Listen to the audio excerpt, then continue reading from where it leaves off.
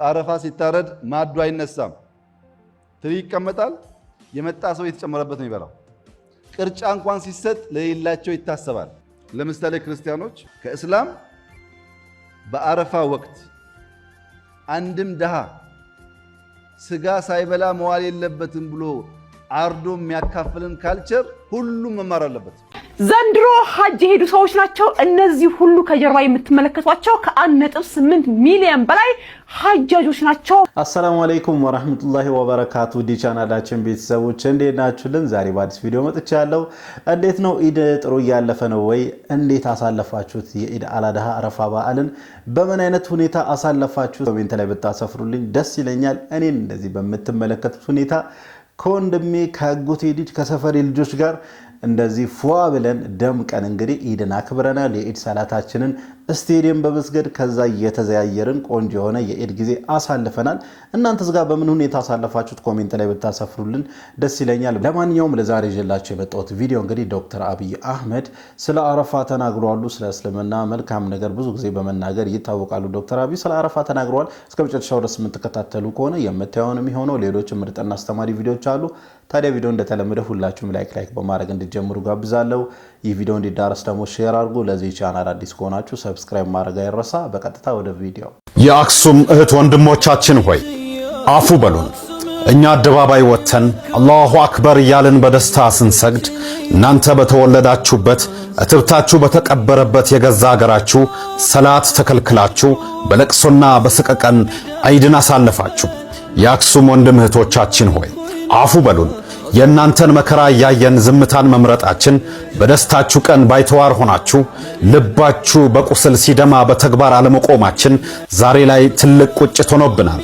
ነገር ግን ተስፋ አትቁረጡ። የሰው ፍርድ ቢያደላም ነስሩ ድሉ ከአላህ ዘንድ ነው። በመላው ዓለም የምትገኙ ሙስሊሞች ሆይ ለአክሱም ሙስሊሞች ድምፅ መሆንን በፍጹም አዘንጉም። በዱዓችሁም አስቧቸው። እንኳን ለ1447ኛው ዓመተ ሂጅራ የኢድ አላዳሃ በዓል በሰላም አደረሳችሁ። ቸር ያሰማን። እንዴት የሚያሳዝን ቪዲዮ ነው። እውነት ነው። የአክሱም ሙስሊሞች እባካችሁ አፉ በሉን። እኛ ፈታ ብለን ኢዳችንን አከበርን። ነገር ግን ለእናንተ ምንም ማምጣት አልቻለም፣ ምንም ማድረግ አልቻለም። አፉ በሉን። በቃ አፉ በሉን። ዱዓ እያደረግን ነው። በምንችለው ሁሉ ድምጽ ለመሆን እየሞከርን ነው። ነገር ግን በቂ አይደለም። እያደረግን ያለነው ነገር ለእናንተ በቂ አይደለምና አፉ በሉን። አላህ Subhanahu Wa Ta'ala ነስሩን ቅርብ ያደርግ። ዘንድሮ ሐጅ የሄዱ ሰዎች ናቸው እነዚህ ሁሉ ከጀርባ የምትመለከቷቸው ከ1.8 ሚሊዮን በላይ ሐጃጆች ናቸው። በአረፋ ተራራ ዙሪያም ተሰባስበዋል። እጅግ የሚያስገርም ነው። ዘንድሮ እንግዲህ በርካታ ህዝብ ነው ማለት ነው ሐጅ ያደረገ የሚገኘው። የዘንድሮ ዓመታዊ የሐጅ ስነ ስርዓት ለመፈጸም ከመላው ዓለም የተውጣጡ ከ1.8 ሚሊዮን በላይ ሙስሊም ምዕመናን የሐጅ ጉዞ ዋንኛ ምሰሶና እንዲሁም ደግሞ ማጠናቀቂያ በሆነው በአረፋ ተራራ ዙሪያ ማክሰኞ በነጭ አልባሳት ተውበው ተሰባስበው ከመካ ከተማ በስተምስራቅ 25 ኪሎ ሜትር ገደማ ርቀት በሚገኘው ማለት ነው የእርቅ ተራራና እንዲሁም ደግሞ በአረፋ ሜዳ ላይ የተሰበሰቡት ምዕመናን ከማለዳ ጀምሮ ቁርአንን በመቅራት እንዲሁም ደግሞ ዱዓ በማድረግና የአላህን ምህረት በመለመን ላይ ይገኛሉ። ታዲያ ይህ ስፍራ ነብዩ መሐመድ ሰለላሁ ዐለይሂ ወሰለም ከ1400 ዓመታት በፊት የመጨረሻው የስንብት ዱዓ ያደረጉበት በመሆኑም በእስልምና እምነት ውስጥም ከፍተኛ መንፈሳዊ ቦታ የሚሰጠው ነው። የሳውዲ አረቢያ ባለስልጣናትም የሰዎችን ፍሰት ለመቆጣጠርና ያልተፈቀደ እግረኛ እንዳይገባ ለመከላከል ዘመናዊ የክትትል ቴክኖሎጂዎችና እንዲሁም ደግሞ ድሮኖችን በስፋት እንዳሰማሩም እንግዲህ ተገልጿል። እናንተስ ማንን ሐጅ ማስደረግ ትፈልጋላችሁ? ኮሜንት ላይ አስቀምጡልኝ። ኮዲው ደግሞ ለመላው እስልምና ተከታዮች በሙሉ እንኳን ለአረፋ በዓል በሰላም አደረሳችሁ፣ በሰላም አደረሰን። መልካም ቀን። እንኳን አብሮ አደረሰን።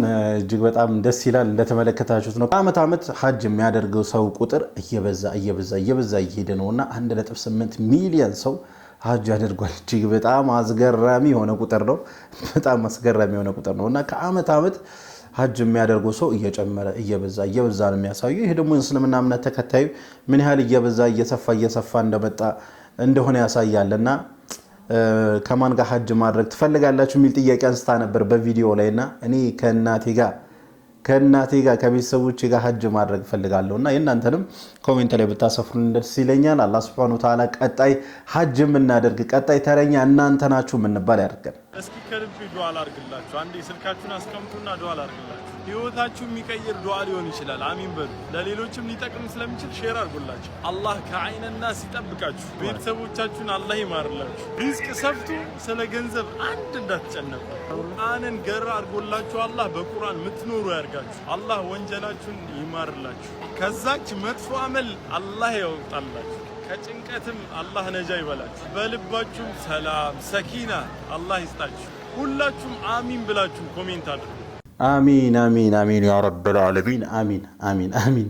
እንደዚህ አይነት ድንገተኛ ዱዓ የትም አይገኝም። መብረቃ የሆኑ ዱዓዎች ናቸው። አንድ ሰው ዱዓ አድርግ ብሎ ልቡ ካንጠለጠለው አላህ ሱብሓነሁ ወተዓላ ነው ያንን ነገር የመራውና ወንድማችን እንግዲህ ዱዓ ካላደረኩላችሁ ብሎ ነው ዱዓ ያደረገልን አላህ ሱብሓነሁ ወተዓላ መርቶት ነው ለኛ ዱዓ ያደረገውና አሚን ብለናል። ለመሆኑ በሚሊዮን የሚቆጠሩ ሁጃጆች የሚያቀርቧቸው እርድ ወይም መስዋዕቶች ለመሳኪኖች እንዴት ይደርሳሉ? ሳዑዲ ውስጥ በሐጅ ላይ ያሉ እንዴት ነው እርዱ የሚከናወነው? ይህን መረጃ ላቀርባችሁ ነው ከሐረም ደጃፎች ነው እየተከታተላችሁ ያላችሁት። በድጋሚ ዒዳችሁ ያማረ እንዲሆንላችሁ እየተመኘሁኝ ነው። አላህ ሱብሓነሁ ወተዓላ እርድ የሚያከናውነውን ሌሎቻችንም አላህ መልካም ስራችንን ይቀበልን። በሐጅ ላይ ያሉት ግን እርድ ያከናውናሉ። እንደምታውቁት ሐጅ ላይ ያለ ሰው በመጨረሻው በዛሬው ቀን በተለይ ደግሞ 10ኛው ቀን ላይ እርድ ማከናወን አንዱ ስራቸው ነው። ነገር ግን የሐጅ ቦታ ለእርድ የሚመች አይደለም። እንዴት ነው የሚከናወነው የሚለውን ላስቃኛችሁ ነው። ከ1983 በፊት በነበረው የሐጅ ክንውን ስነ ስርዓት ላይ ሁጃጆች በሚገኙበት ቦታ ማለት ነው እርድን የሚያከናውኑት ሚና ላይ አምጥተው ገዝተው እርድ ያከናውናሉ። በቃ በጣም ነገሮች ሁሉ የተመቻቸው አልነበሩም እና እርድ ካከናወኑ በኋላ ስለሚበዛባቸው መሰል ነገሮች ስለሚፈጠሩ እዛው ይተውታል፣ ይበሰብሳል፣ ሽታ ያመጣል መሰል ነገሮች። የሳውዲ መንግስት እንደገና ሰብስቦ አንድ ጉድጓድ ውስጥ መቅበር ምናምን ይጠበቅበት ነበርና ይህንን መፍትሄ ለመስጠት የሳውዲ መንግስት 1983 ላይ አዳሂ ፕሮጀክት የሚሰኝ አንድ ፕሮጀክት አናውንስ አደረገ። ፕሮጀክቱ የዚህን የዒደል አድሃን ንያዎችን ጨምሮ አቂቃም ሌላም እንደዚሁ ለእርድ የሚፈለጉ ነገሮችን ይሰበስብና እርድ ያከናውናል። ከዛ ለመሳኪኖች የማድረስ ኃላፊነቱን ይወስዳል። በጣም የተደራጀ ነው። ዘመኑ የሚፈልጋቸው ማሽኖች በአጠቃላይ የያዘ ነው። በሰዓት ውስጥ እስከ 27000 እርድ ማከናወን ይችላል አንዱ ብቻ። 8 ተመሳሳይ የሆኑ እነዚህ አይነት ኃላፊነቶች የሚወጡባቸው ቦታዎች አሏቸው። በስምንቱም አክቲቭሊ የሚሰሩ 24 ሰዓት የሚሰሩ ሰራተኞች አሉ። ከ40,000 በላይ ባለሙያዎች፣ የእንስሳት ሐኪሞች፣ ሌሎችም እርድ የሚያከናውኑትን ጨምሮ በዚህ ቦታ ላይ ይሳተፋሉ። በሚሊዮን የሚቆጠሩ ሁጃጆች ደግሞ ካሉበት ሆነው በኑሱክ አፕ መሰረት ክፍያቸውን የኡድህያ ንያቸውን ይሰጣሉ። ከ600 እስከ 800 ሪያል የሚል መረጃ ይቻለሁኝ። እስከ 1000 ሊደርስ ይችላል የኡድህያ የእርድ ክፍያቸው ማለት ነው። እነዚህን ሰብስቦ ይህንን ኃላፊነት ይወጣል። በዚህ የአዳሂ ፕሮጀክት ውስጥ ከ27 በላይ ሀገራት ተጠቃሚ እንደሆኑ መረጃዎች ያሳያሉ። ሀገራችን ኢትዮጵያን ጨምሮ የእርድ ውጤቱ እንደሚቀርብላቸው አንብቤያለሁኝ። እንግዲህ ሀገራችን ሲበጣ እንዴት ነው የሚሰጠው አላቅም። በዋነኝነት ግን የአፍሪካ የተለያዩ ሀገራት፣ ወደ እስያ ያሉ ሀገራት ሮሂንግያ ሙስሊሞችን ጨምሮ የተለያዩ ሀገራት ላይ የሚገኙ መሳኪኖች የዚህ ኡድህያ ተጠቃሚ እንደሚሆኑ መረጃዎች ያሳያሉ። በማዕከሉ እንግዲህ እርድ ከተከናወነ በኋላ የማጠብ የመቆራረጥ በአግባቡ የማሸግ ስራ ይሰራሉ። እዚያው መካና ሐጅ ላይ ላሉ ሰዎች የሚጠበቅባቸውን ይሰጡና ከዚያ የተረፈውን ከሐጅ በኋላ ወደ መሳኪኖች እንዲደርስ የማከፋፈሉን ስራ የሳዑዲ መንግስት ይወጣል። አዳሂ ፕሮጀክት እንግዲህ በጣም ትልቁን ኃላፊነት የሚወጣ በዓለማችን ትልቅ የእርድ ማከናወኛ ተብሎ ይታሰባል። በሰዓት ከ27000 በ8 ቦታ ላይ እርድ ያከናውናል። በቀን በሚሊዮኖች ማለት ነው የማረድ ኃላፊነት የሚወጣው። በ10 ሺዎች የሚቆጠሩ ግመሎችን ከብቶችን ያርዳሉ ማለት ነው። በዚህ ቦታ በከፍተኛ ፍጥነትና በትልቅ ኃላፊነት ይህን ስራቸውን ይወጣሉ። በነገራችን ላይ ንያ ያደረገ አንድ ሁጃጅ ለምሳሌ በአካል ሄዶ እርዱ ሲከናወን ማየት ፈልጋለሁ ቢል ማየት ይችላል የሚል መረጃ ይቻለሁ። መረጃ እንዲደርሰው ከፈለገ ደግሞ በቴክስት አሁን የእርሶ እርድ ተከናውኗል የሚል ቴክስት ይደርሳቸዋል፣ በከፈሉበት ቴክኖሎጂ መሰረት ማለት ነው። ይህንን በኃላፊነት ደግሞ የሚያስተባብሩ 10 መስሪያ ቤቶች ናቸው ይህንን ስራ የሚመሩት የሚል አይቻለሁኝ። እንግዲህ አላህ Subhanahu Wa Ta'ala መልካም ስራቸውን ይቀበላቸው። እኛም እዚሁ ዒዳችሁን ያከበራችሁ ላላችሁ በሙሉ ዒዳችሁ ያማረ እንዲሆን እመኛለሁኝ። አላህ መልካም ስራችንን የሚቀበልበት ያድርገው፣ ሐጁንም እንዲወፍቀን ምኞቴ ነው። የዛሬው ይህንን ይመስላል። ላይክ እና ሼር አይረሳ፣ ፎሎ ማድረግ ማትዘንጉ። ሰላም አለይኩም ወራህመቱላሂ ወበረካቱ። ወአለይኩም ሰላም ወራህመቱላሂ ወበረካቱ። መሐመድ ሰይድ አቡ ሐኒፋ እጅግ በጣም አስገራሚ ኮንተንት ነው የጀመረው ቲክቶክ ላይ ከሐረም ደጃፎች የሚል ኮንተንት ጀምሯል። ሐረም አካባቢ የሚደረጉ ጉዳዮች በሙሉ በጣም ሰፊ የሆነ ጥልቅ ትንታኔ የተሞላበት ቪዲዮ ነው የሚሰራውና ማሻአላህ እኔ ስለ ውዱህያ እርድ አስተራረዱ በምን አይነት መንገድ ይሁን ምናምን የሚለው ነው ወላሂ እስከዚህ ቪዲዮ ድረስ በቂ ዕውቀቱ አልነበረኝም ነበርና እጅግ በጣም የሚገርም ነው የተደራጀና ዘመናዊ የሆነ በጣም አስገራሚ እንደውም አሁን ቪዲዮን እየተመለከትኩ ቆሜ እያሰብኩኝ ነበር አሁን 1.8 ሚሊዮን ሰው ሀጅ አድርጓልና 1.8 ሚሊዮኑ እንዴት አድርጎ ነው ውዱህያ ሊያርድ የሚችለው ብዬ ወደ አእምሮ ሳስብ በጣም ግራ የሚያጋባ ነገር ነው ነገር ግን በጣም ደስ በሚል መልኩ በጣም በአስገራሚ ሁኔታ ለዚህ ለውዱህያው ትልቅ ድርጅቶች በቃ በተደራጀ መልኩ እየሰሩት ይገኛሉና በጣም በቂ የሆነ ዕውቀት ሰጥቶናል መሐመድ ሰይድ አቡ ሐኒፋ እናመሰግናለን። አሁን ወስዳችሁ ቪዲዮ ወደ መጨረሻው ቪዲዮ ነው። ይህ ቪዲዮ እንግዲህ ጠቅላይ ሚኒስትር ዶክተር አብይ አህመድ ስለ አረፋ ተናግረዋል። ቪዲዮ እንመልከት፣ ከዛ የራሳችን ሐሳብ አስተያየት እንሰጥበታለን። አረፋ ሲታረድ ማዱ አይነሳም፣ ትሪ ይቀመጣል። የመጣ ሰው የተጨመረበት ነው የሚበላው። ቅርጫ እንኳን ሲሰጥ ለሌላቸው ይታሰባል።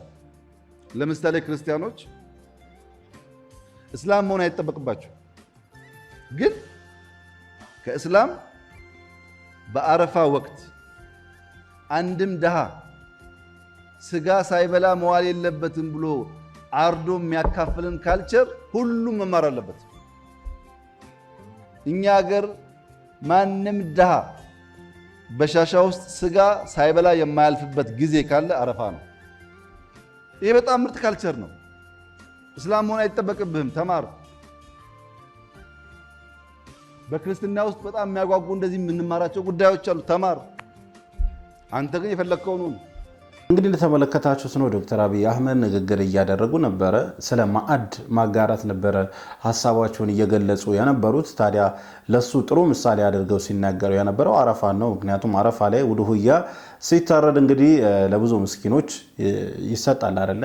1/3ኛው ለቤት፣ 1/3ኛው እንግዳ ለመሸኛ፣ 1/3ኛው ለምስኪን ነው የአረፋ እርድ ላይና ይህንን ጠንቅቀው ስለሚያውቁ ዶክተር አብይ አህመድ ማዕድ ማጋራት የሚለውን ሐሳባቸው ላይ እንደ ምሳሌ አድርገው መጀመሪያ የጠቀሱት የአረፋ እርድ ላይ ነውና እስልምናችን እጅግ በጣም ለብዙ ነገር ምሳሌ መሆን የሚችል ከተጠና ከተመረመረ የዓለም ችግር በሙሉ መፍትሄ እዚሁ እስልምና ላይ ነው የሚገኘውና ከእስልምና ውጭ ያላችሁ ሰዎች እስልምናን መርምሩ፣ አንብቡ ብዬ እጋብዛለሁ። በዚህ አጋጣሚ እንግዲህ በድጋሚ አሁንም ዒድ ሙባረክ ማለት ፈልጋለሁ። በዓሉ ያው ለ3 ቀን ነው የሚቀጥለው። ስለዚህ አሁንም ፈታ በሉ፣ ዒድ ሙባረክ። እየበላችሁ እየጠጣችሁ ከቤተሰቦቻችሁ ጋር እያሳለፋችሁ ካላችሁ ማሻአላ፣ አሊያም ደግሞ በስደት ላይ በተለያየ ሁኔታ ላይ ከቤተሰብ ውጪ ሆናችሁ እያከበራችሁ በከፋት መደበር ማዘን ላይ ያላችሁ አብሽሩ፣ ይህ ቀን ያልፋል። ከቤተሰባችሁ ጋር ተቀላቅላችሁ አሪፍ የበዓል ጊዜ እንደምታሳልፉ ምንም ጥያቄ የለውም። ይህ ቀን ያልፋል። ለማንኛውም ለዛሬ ይዤላችሁ የመጣው ቪዲዮ ይህን ይመስል ነበረ። ቪዲዮን ከወዳችሁ እንደተለመደው ሁላችሁም ላይክ አድርጉ። ይህ ቪዲዮ እንዲዳርስ ደግሞ ሼር አድርጉ። ለዚህ ቻናል አዲስ ከሆናችሁ ሰብስክራይብ ማድረግ አይረሳ። የደወል ምልክቷን ይጫኑ። ኢንሻአላህ በቀጣይ በአዲስ በቆንጆ ቪዲዮ እስከምንገናኝ ወሰላሙ አለይኩም ወራህመቱላህ ወበረካቱ።